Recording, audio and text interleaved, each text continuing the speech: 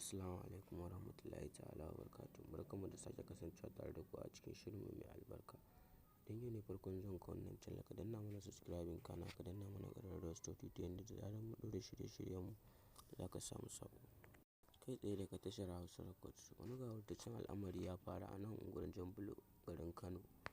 An samu wani ɗan China ya shigo ya yi wa wata budurwa kisan gilla. A daren jiya muka samu labari inda manema labarai suka sanar da mu, kuma gidan jaridu ma sun ɗora. Shi ɗan China ya shigo gidan su yarinya ne da daddare ana ruwa, inda ya samu damar yi mata kisan gilla.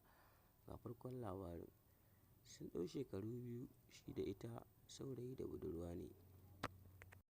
Ana taɓa taɗa shi, ana kyautata zaton ma za su yi aure a tsakaninsu. Idan muka duba ta wani ɓangaren, musulunci bai yarda su yi aure a tsakaninsu ba, amma sun yi tsawon shekaru tare da yarinyar suna yin soyayya. Akwai alƙawari a tsakanin shi da budurwar tasa na yin aure, sai dai mutane suna ta tunanin menene dalilin da ya sa ya kashe yarinyar. Daga harshen mahaifiyar yarinyar ta bayyana mana cewa sun yi alƙawarin aure da yarinyar, sannan kuma daga baya ya je ya dawo sai aka ɗaura mata aure da wani daban.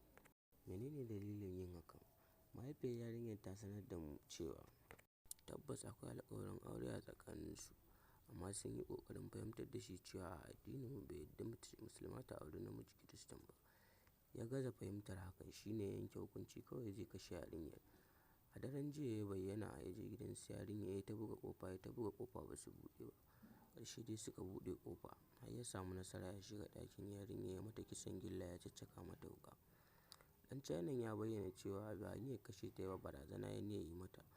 Amma idan muka duba ta wani ɓangaren muka kalli ɗakinta, za mu ga duk jini ya ɓaci. Wanda ya yi niyyar yi wa yarinya barazana, menene ya kawo jini a cikin ɗaki?